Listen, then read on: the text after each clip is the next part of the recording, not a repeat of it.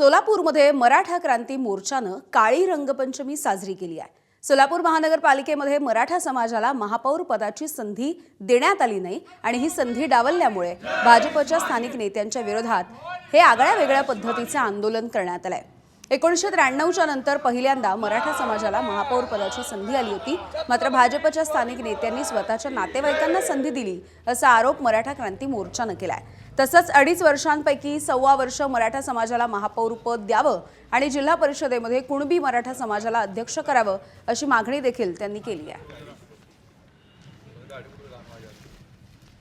तुम्हाला लोकसभेला मतपेटीतून मराठ्यांनी तिथं उत्तर दिले, विधानसभेला मराठा समाज तुमच्या सोबत होतो म्हणून तुम्ही सत्तेत आला। जिल्हा महापौरची निवडून जिल्हा परिषद निवडणूक होतं, भाजप तिथं 55+ अन्य जागा निवडून आणण्याचं त्यांनी स्वप्न पाहिलं होतं। मराठ्यांनी त्यांना 38 जागा तिथं जिंकून दिलेल्या आहेत। फक्त आज जर तुम्ही मराठा समाज न्याय देण्याची भूमिका घेतली नाही तर ह्या आंदोलनाचा होणार सोलापूरचं महाराष्ट्रात दिसेल आणि येणाऱ्या प्रत्येक निवडणुकीला तुम्हाला मतपेटीतून मराठा उत्तर देईल। एबीपी माझा, उघडा डोळे बघा नीट।